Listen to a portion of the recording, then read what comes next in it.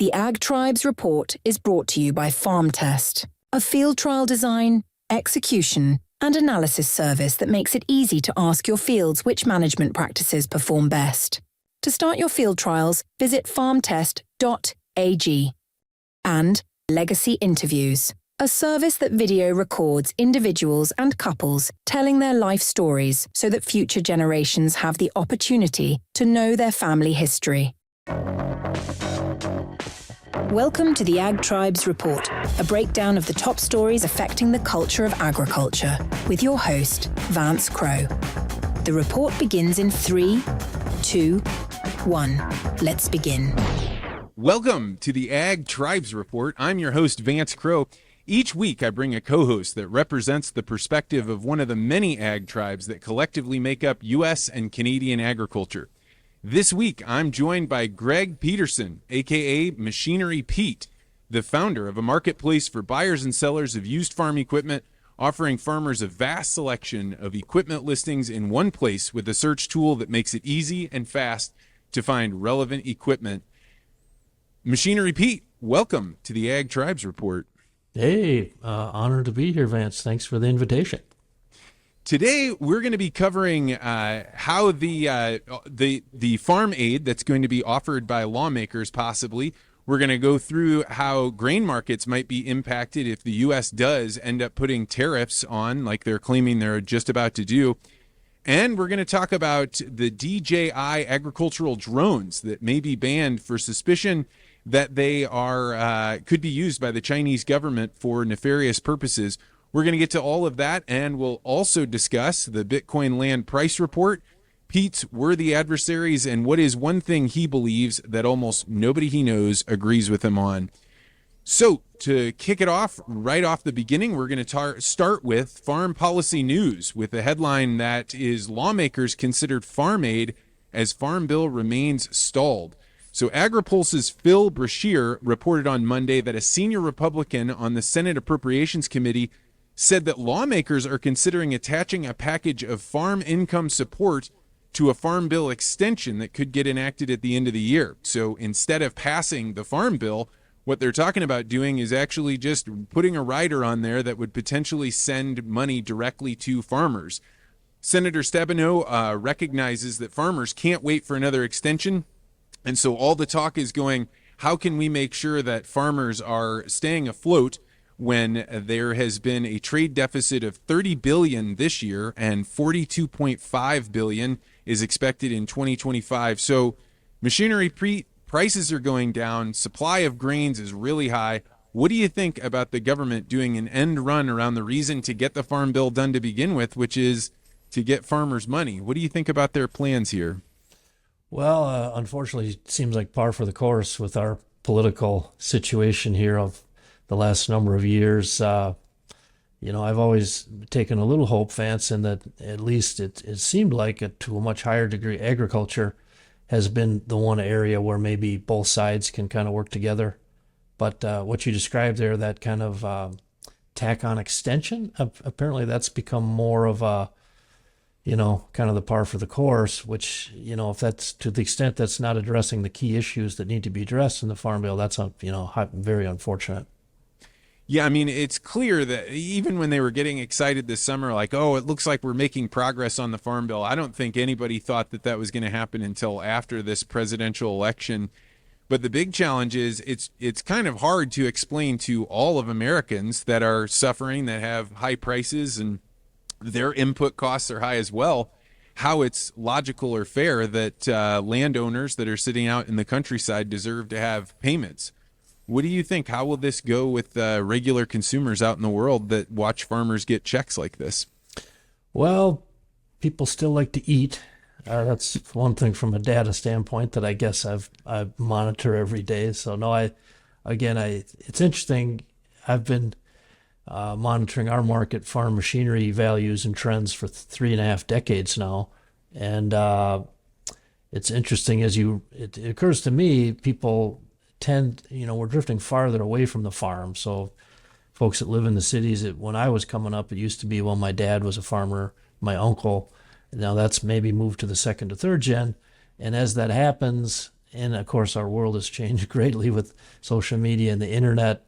There's a disconnect there for sure, but even so, I still think that pull reality of what farmers need to survive, there's still a high level of care there, as there should be, politically and from people, hopefully understanding the business end, which is very difficult for non-ag folks to understand the business of farming and government involvement. But no, I guess I'm hopeful there that it won't go further sideways with how people think about farming and government support.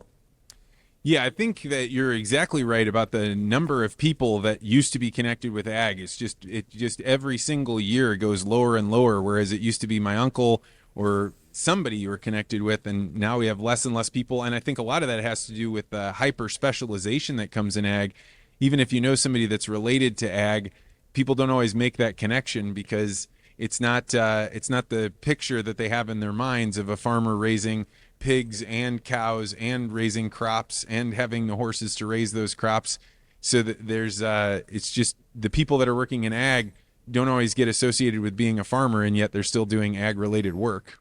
Yeah, I think, well, the one thing that I think, just again, I'm thinking back over the 3.5 decades I've been doing this, but I think that the non-ag folks, well, I don't know, it's just maybe it's all the resources out there to get information, but hopefully understanding just even a little bit better the risk involved for production agriculture, whether it's beef or corn or beans, wheat, whatever, that risk is just, I mean, to the degree that they just can't fathom unless they start to read a little bit about it. And then it's like, well, yeah, that's obviously this is not just like any industry. So like I said, people like to eat. That I don't think that'll ever change. All right, well, let's move on to headline 2, because actually this week all the headlines seem to be kind of going in the same direction. This comes from Joe Valklavic from Grain Markets and Other Stuff. He has a daily podcast that's really exceptional, talking about different markets. And he brought up the subject, will U.S. tariffs decimate the commodity trade with China? So it's been in the news for months and months. The Biden administration is planning on adding tariffs on China. Back in May, the White House put out a statement saying American workers and businesses can outcompete anyone as long as they have fair competition. But for too long, China's government has used unfair, non-market practices, forced technology transfer, and intellectual property theft that has made them have control of 70 to 90% of global production for critical inputs necessary for our technological infrastructure, things like energy and healthcare. Well, that seemed like just something they were putting out there as a threat, but as it turns out, not only have they kept all of the tariffs that Trump put on, or almost all of them, but now starting on, I believe, September 27th, they are planning on putting a 100% tariff on EVs, 50% on solar cells, 25% on steel, aluminum, and other key metals. When Canada did this, it turns out that put some tariffs on China. The Chinese just stopped buying canola seed and the oils associated with it, and there was a market crash around canola. So, Machinery Pete, what do you think? How will tariffs on these sorts of solar EV stuff impact the American farmer? Well, American farmer would prefer to produce the best product in the world and sell it for a fair price to anyone in the world. And I think on the one hand, the amazing work of like the American Soybean Association back over the decades, longer than I've been doing what I do, to build these markets, whether it's China or other markets, hugely, hugely valuable. But, the world has changed. And like you said, I mean, the left of the aisle politically now has come around to see value in tariffs to protect industries. So, it puts the farmer in a tough spot. But like I said before, even the Chinese, as far as I can tell, they still like to eat. So, the options, if you're not getting your soybeans from here, yes, you can shift it around. But, it's just, we all want more fluid, efficient markets. And I think farmers are just, they're used to this now. It's been a number of years. So I did read, I don't know if it was Wall Street Journal or something about that EV issue you brought up. The Chinese, and I don't know, frankly, much at all about EVs, but I just read that their product was very, very good. But the government was subsidizing it to such a level that it scared the bejesus out of, Detroit over here. Like, oh, we can't deal with that. So it is interesting to see the government, be pretty quick to these issues to help our industries, our workers, again, against unfair competition. And one last thing on China. Again, I'm old. I'm pushing 60 here. But as China became China, even in my sector that I do, report on used farm equipment, you can go back 20 years to 2004, and we saw a spike in used farm equipment values. And the reason for that spike was because China's growth back 20 years ago, immense, huge growth, their need and appetite for steel. So that was beginning to affect, cost of new grain carts and grain trailers. So the used ones that I report on, they were just going through the roof. So, the growth of China has been huge there, and U.S. corporations wanted a piece of that pie with all the rising cost of living with China over there. I personally, was frustrated all those years by, because China was very transparent. They were like, okay, you can do business here, but we get access to your intel, and I was like, well, why would you do business that way? And as a board of a corporation or the management of those corporations, yeah, you want to sell all that stuff, but that's not a good long-term business play to give away your secrets. Just say no. Maybe, is that naive for me to say that? I don't know, but now why does it have to be a government protecting? Corporations should act in their own best long-term interest too. But then again, you've got bonuses set up for management people, and they need that Asian market, that Chinese market to grow, to hit. So you have to dive in really deep there and see what are the incentives for the people managing these companies. And I don't think that gets talked about enough.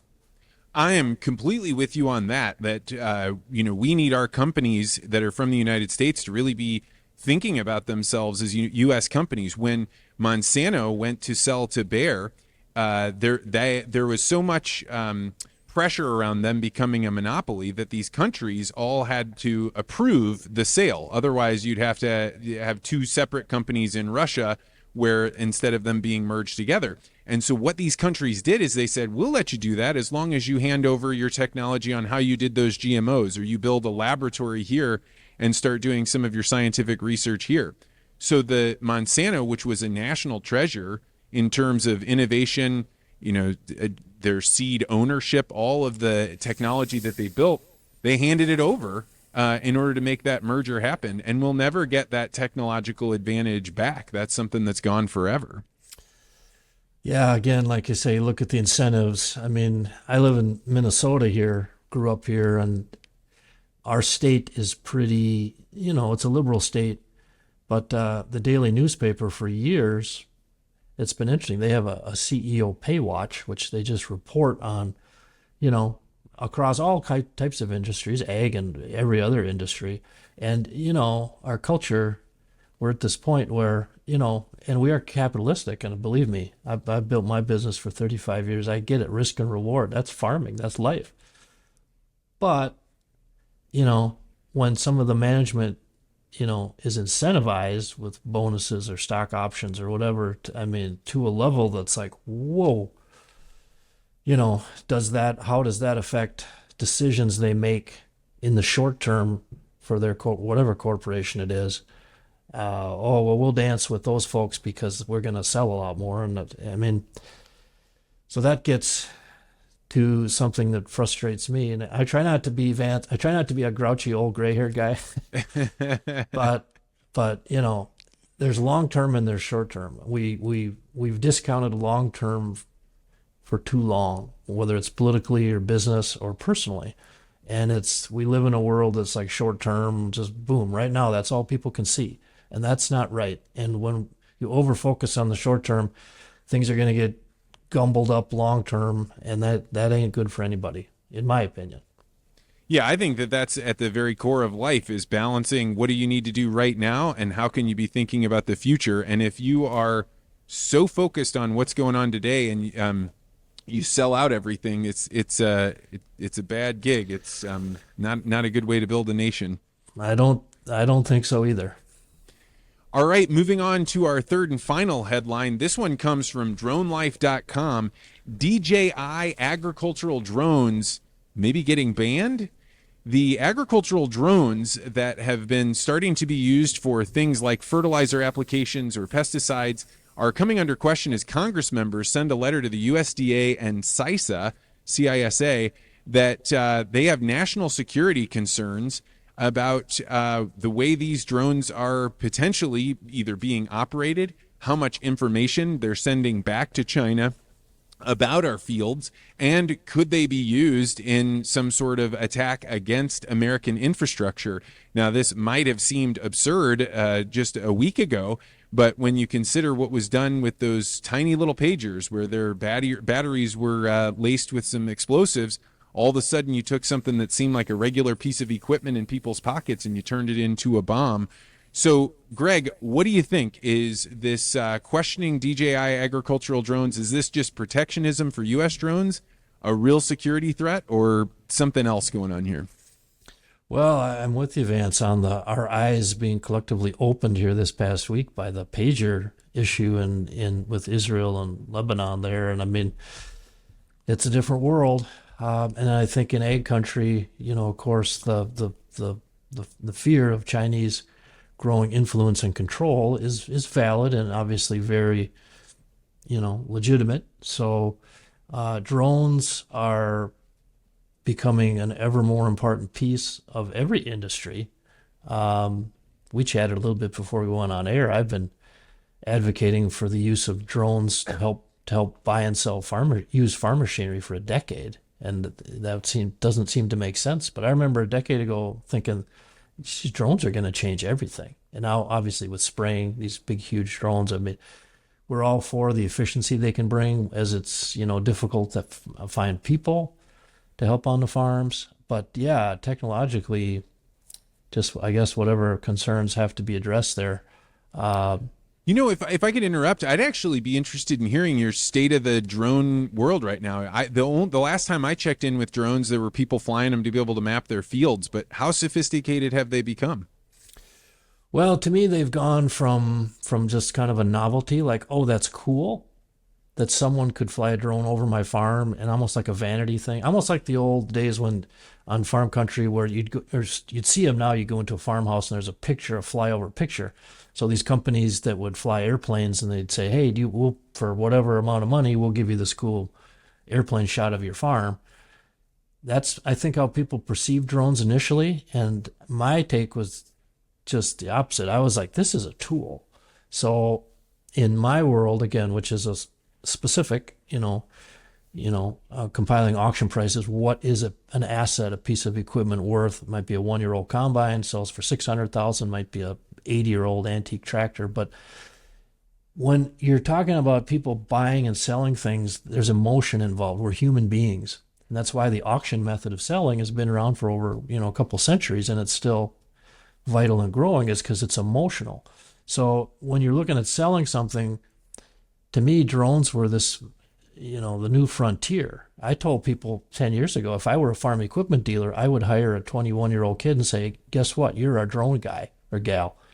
And you go to these 20 key customers of ours and you film them planting and harvesting. To give them the video, which is cool, like, hey, customer Bob, here you go. Thanks for being a customer of our dealership. But more so when that guy wanted to trade in that combine and tractor, now it's not just, you go to our website now, there might be 400 John Deere S670 combines for sale. But there's only one that's Vance's. And if you have video of that thing on a beautiful day in whatever, Georgia, Minnesota, South Dakota, rolling through, doing its thing, guess what? That S670 has now become more attractive than all the other ones. So to me, it was just silly not to think about how to utilize drones to help sell things. And now, of course, again, on the spraying front, unbelievable things they can do there. So I'm just, I'm a fan of the advancing technology as long as, again, it's kept between the buoys and there's not any nefarious, intel being shared with folks that it shouldn't be shared with. Well, I think there's going to be a lot more to come on this because it seems like a really important technology, as you said, as labor becomes more and more complicated. But at the same time, like now that we know what somebody can do, I think our imaginations were just blown wide open for how dangerous trusting another country with your technology can be. Yeah, and not just other countries, but the businesses that you choose to deal with. What are they doing with your data? And again, in farm country, these awareness, these concerns have been obviously there with the data piece and farm equipment. And yeah, they just seem to keep growing and sprouting in different directions monthly here. Well, that's going to do it for the news headlines part of the show. If you are interested in a story that you think we should be covering on this, just DM me on X at Vance Crow. Now on to the Bitcoin land price report. This is where we try to find a way to figure out what is going on with the price of land when we detach it from the U.S. dollar, whose value goes up and down on the whims of the Federal Reserve. So, Machinery Pete, what is an acre of good quality farm ground going for in your area? Well, I live in southeast Minnesota. Vance and Rochester, which we're very growing mini metro area here. We're about 130,000 people. So right in my local area on the edges of town, which had been farm ground forever, those values for developers have been going crazy. As you drift out into farm country, land values have still been very high. Obviously, so many factors. I've tried to anecdotally keep tabs on it these last 35 years because we work with 1,100 auctioneers.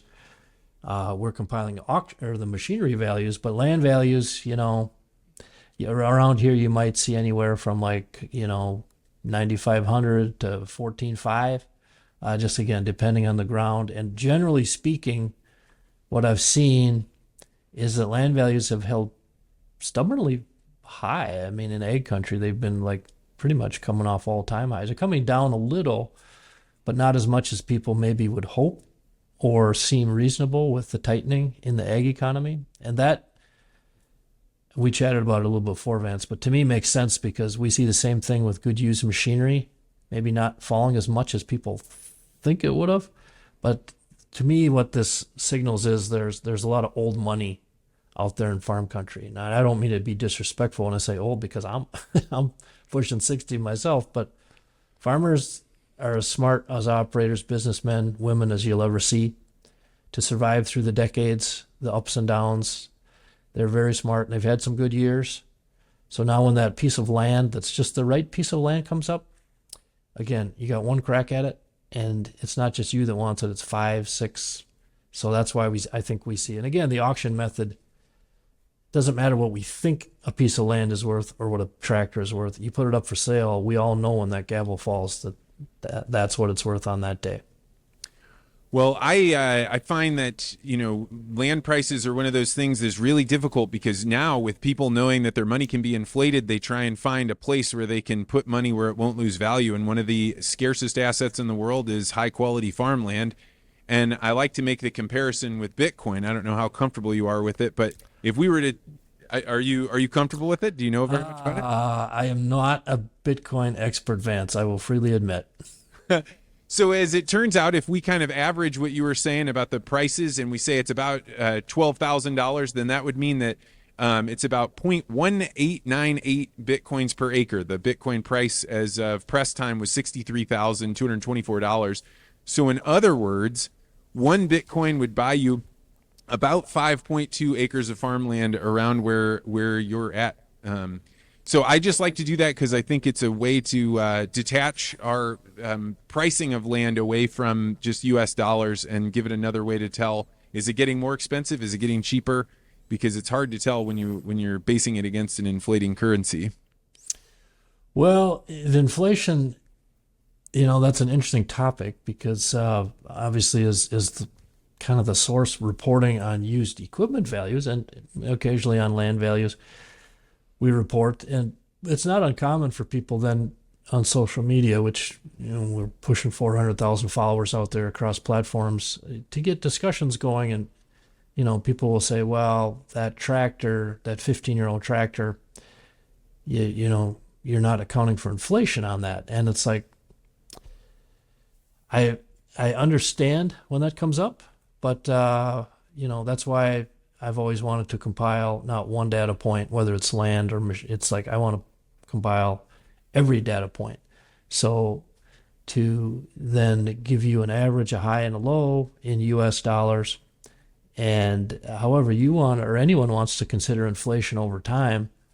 I do find the inflation argument, as you look back through the decades, though, I mean, we've definitely seen periods of deflation and severe deflation in our sector with used farm machinery, whereas the U.S. economy, no. So then it's like, how do you make the correlation? You can't pick and choose and say inflation is the answer now, but it wasn't, 10 years ago because of X. It's just, you put it up for sale, it brought X, whether that's in Bitcoin or US dollars. You have to have a continuum, and that's what I've tried to provide for 35 years, a continuum, at least. So, people, whether you're buying or selling, you go, okay, well, this is the range I'm looking at. I love it. I love the perspective of nobody brings up the deflation that happens or the downturn in pricing, at least. Now on to the Peter Thiel paradox. This is where I ask my guest, what is one thing that you believe that almost nobody in your tribe agrees with you on? Well, right now I would say, Vance, it would probably be, because the people in farm country are looking to me now. They're, obviously 2024, things are different. We're coming off of, corn and beans were at a different place a year ago, 2 years ago, 3 years ago. And now things are changing. I call it the year of recalibrating, used equipment values. And what people are thinking is that this is the biggest drop ever that they've ever seen. And it really isn't. And again, I think a part of this is our culturally, however you describe it, but everyone is so short term. All we see is like today and yesterday. And what people are forgetting is that 10 years ago in late 13, 14, 15, that was the biggest drop in used equipment values I've ever seen. And again, that's not my opinion. That's what our data showed. 2 years in a row in 14 and 15, large late model farm equipment fell 20 to 25% year over year, 2 years in a row.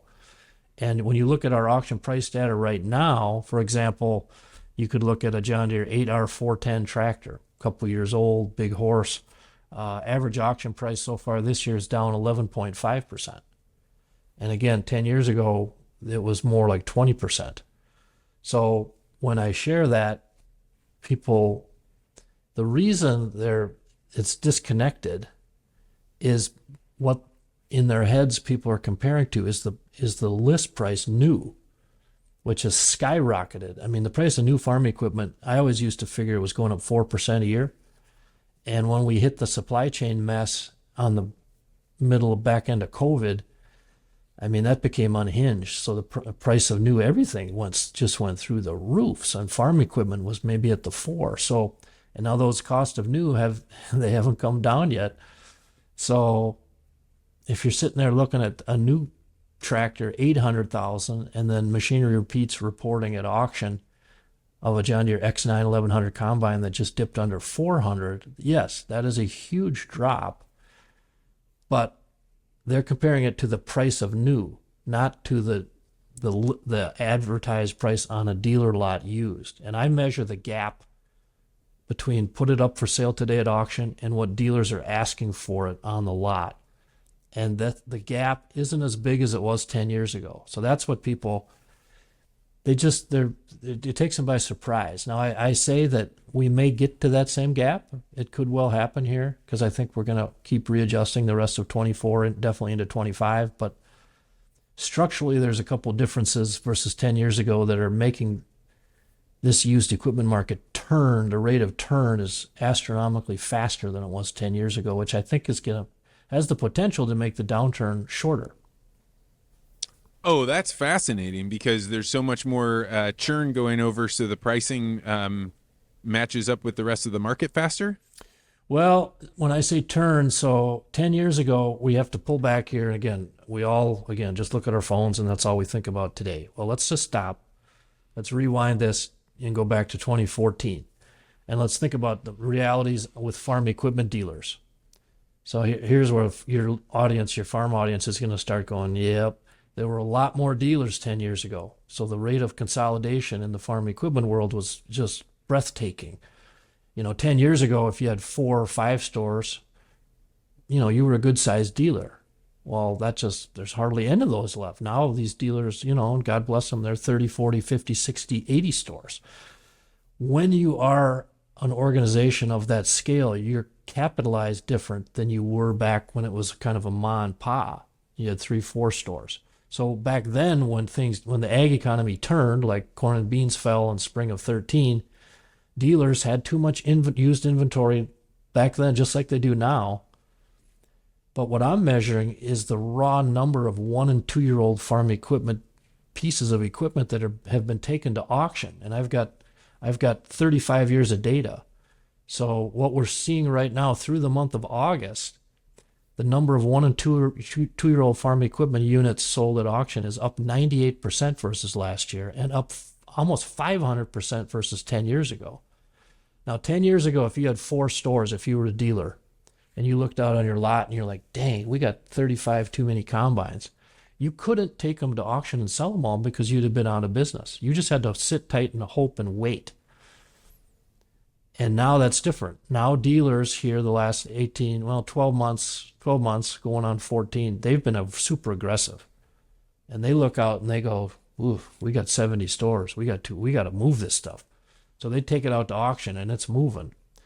So this is the tricky part. Now, if you're a farmer and you think back through your career or your dad or your grandpa's career, your uncle, the wisdom was when things got tight, as it pertains to equipment, just tighten your belt, stay with what you got.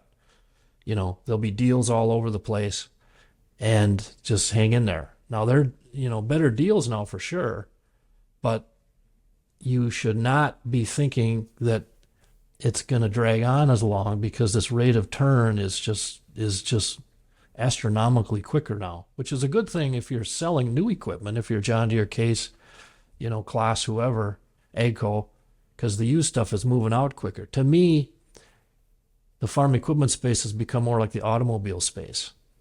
So what's happened with the dealers is one piece of it. The other piece is the online bidding piece. And that was because of the pandemic.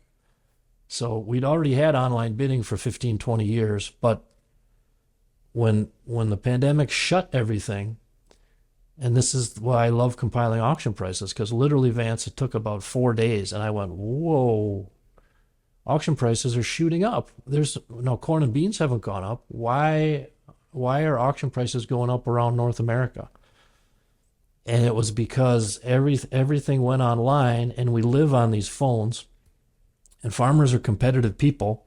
And like I said, auctions are emotional events. And now when you're bidding on that piece of equipment, no one is seeing me bid on it. They're not going to talk about it in church or at the coffee shop. And you get your hooks on something. I want that skid steer. The inclination to click the bid button one more time is just through the roof. And once we train the farm audience on this, now there'll never be any going back. So that helps, lift pricing, and it also widen your buying pool. So now guys in Alabama don't blink about clicking a button to buy something in Saskatchewan. They just don't. And that makes the whole thing move faster. Well, that was a fascinating lesson on the update on what's going on in the ag auction market. We got to leave it there because we've got one more section to complete, which is the worthy adversaries.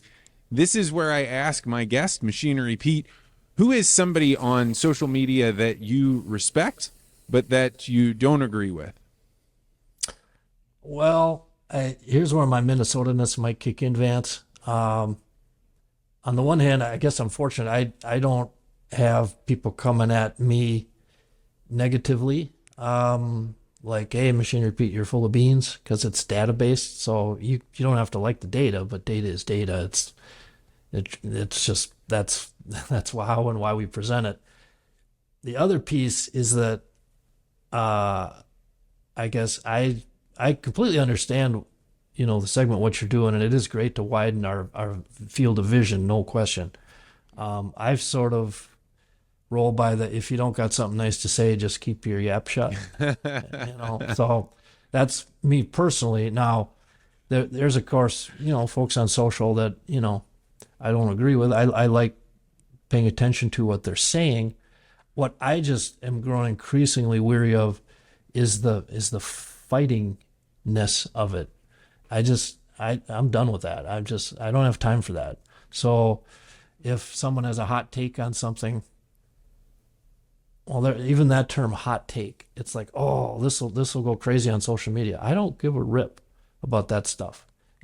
People are building their following that way, and it's like, that's not. I've posted every day on social media since the first week of August in 2009. It's like 80-some thousand posts. And I'm not doing it for clicks. I'm just presenting content that I think is going to be interesting or helpful. And so, like I say, I try actively to steer clear of, I don't agree with that and get all worked up. That's just not, I just don't have time for that. Sorry if that doesn't fit nicely into the cubicle. No, this is the joy of doing the Ag Tribes Report, right? All of Ag is made up of all kinds of different groups of people, different ways of thinking. And if you don't find out that there are people out there that are on social media that couldn't care less about people getting hot about things, then you would just think, well, everybody I see in Ag does get hot about things. So I think it's an important contribution, and I'm glad you shared it. That is going to do it for the Ag Tribes Report. I want to thank Machinery Pete so much for coming on. And I also want to thank our sponsors, farmtest.ag, where they allow you to test your farm fields for different products that you're using so you don't have to rely on the marketing companies. You can find out more about them at farmtest.ag, and Legacy Interviews, where we record individuals and couples sharing their life stories so that future generations have the opportunity to know their family stories. So as we head out, Machinery Pete, if people wanted to know more about your data and about what you're learning on farm auctions, where can they find you? Just Machinery Pete, any platform, or Google it. Our website is machinerypete.com. But I got to give you a shout out, Vance. Legacy Interviews, your sponsor. I 1,000,000% advocate for that, what you're doing there. And I've been telling our farm audience, I try to blog every Thanksgiving to record your grandpa and grandma and uncle, get them in voice, because you're going to want to hear that voice. So hats off to what Legacy Interview is doing and sponsoring your great show. And like I say, that's so needed. Well, thank you so much for saying that. That's going to do it. We'll be back next week with another guest co-host. And as always, feel free to disagree.